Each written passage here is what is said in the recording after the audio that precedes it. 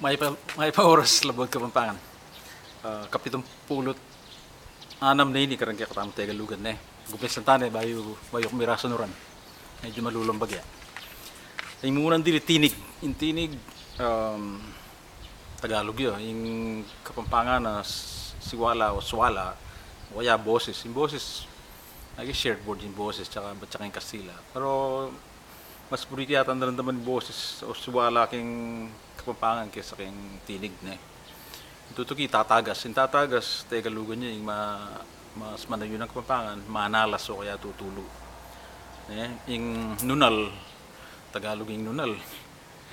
Yung Kapampangan na limpuyo, yung limpuyo, maalala mo Kapampangan yung limpuyo. So tayo gagamitin nunal pa siya mga Kapampangan tamo na Tagalog ito. Tumingala, Tagalugan niya, yung mas manayo ng Kapampangan, tala nga. Pasibayo,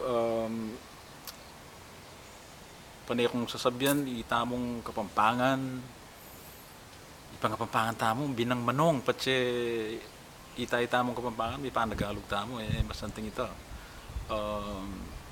Din kaya panay ko sabihan, din kaya katamo nga po, din kaya katamo nga anak, Kapampangan ng tala. Tsaka luguran tayo kaya katamo nga manong, pag masabalan tayo nga manong siswan. Kita sa kakalikuman na iting kaya katamong identity ne ninong magmasabal kayong Kapampangan ng ulway tamo ne o sige ganay pa mo kaya ni at siya ayal ba niya ini